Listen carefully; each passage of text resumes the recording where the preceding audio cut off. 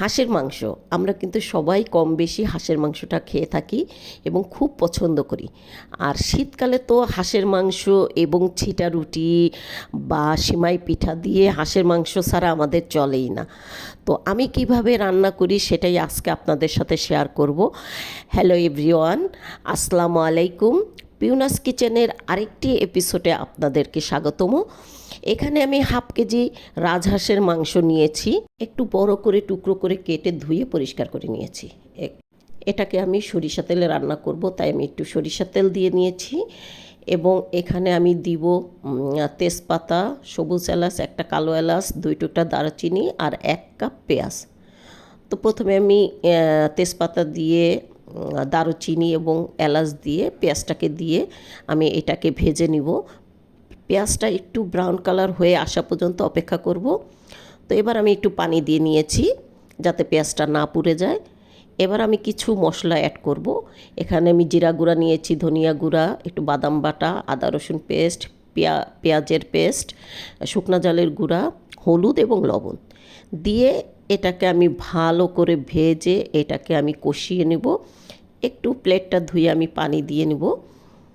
এবার আমি এটাকে ভালো করে কষিয়ে নেব। মশলাটা যতক্ষণ পর্যন্ত কষাবেন তত এই মাংসের টেস্টটা ভালো আসবে। তো ভালো করে মশলাটা কষিয়ে উপরে তেল উঠে আসা পর্যন্ত অপেক্ষা করব। তো আমি ঢেকে দিয়ে দিয়ে এটাকে আমি কষিয়ে নিচ্ছি। এই যে আমার মশলাটা প্রায় কষানো হয়ে গিয়েছে। এবার আমি সেই মাংসটা কেটে ধুয়ে পরিষ্কার করে নিয়েছিলাম, এবার আমি সেই মাংসটা দিয়ে দিচ্ছি। দিয়ে এটাকে আমি ভালো করে কষিয়ে নেব এবং কষিয়ে কষিয়ে রান্না করতে হবে। তো অনেকে আমরা মনে করি যে হাঁসের মাংস মানে নারকেলের দুধ। আসলে নারকেলের দুধ দিলে টেস্টটা ভালো আসে, কিন্তু যারা নারকেল খেতে পারে না, যাদের গ্যাসের প্রবলেম আছে, যে নারকেলটা খেলে তাদের গ্যাস ফর্ম করবে, তারা এইভাবে কিন্তু বাদাম বাটা দিয়ে কিন্তু মাংসটা রান্না করতে পারেন। অসাধারণ হয়, অসাধারণ একদম।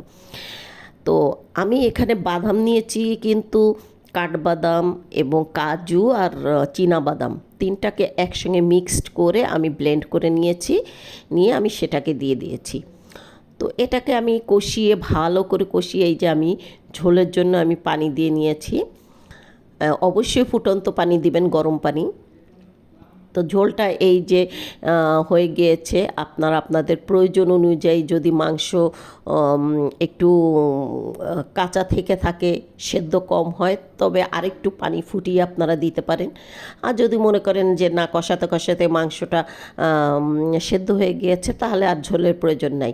এবং আপনারা আপনাদের পছন্দ অনুযায়ী ঝোল রেখে এটাকে খেতে পারবেন। তো আমি আজকে যেহেতু পোলাও দিয়ে এটাকে সার্ভ করব, এই জন্য আমি একটু ভুনা ভুনাই রেখেছি। আর যারা মনে করবেন যে একটু পিঠা দিয়ে খাবেন, মানে চুষি পিঠা যেটাকে বলে, সেমাই পিঠা, তারা একটু ঝোল ঝোল রাখতে পারেন। তো আমি নামানোর আগে একটু গরম মশলার গুঁড়া দিয়ে, উপরে ভাজা জিরার গুঁড়া দিয়ে আর একটু পেঁয়াজ বেরেস্তা দিয়ে এটাকে নামিয়ে নিয়েছি। সবাই আমার জন্য দোয়া করবেন, এবং যদি ভিডিওটি ভালো লাগে একটু লাইক, কমেন্টস এবং শেয়ার করে দিবেন। আর আমার জন্য দোয়া করবেন, আর পারলে একটু সাবস্ক্রাইব করবেন। ধন্যবাদ।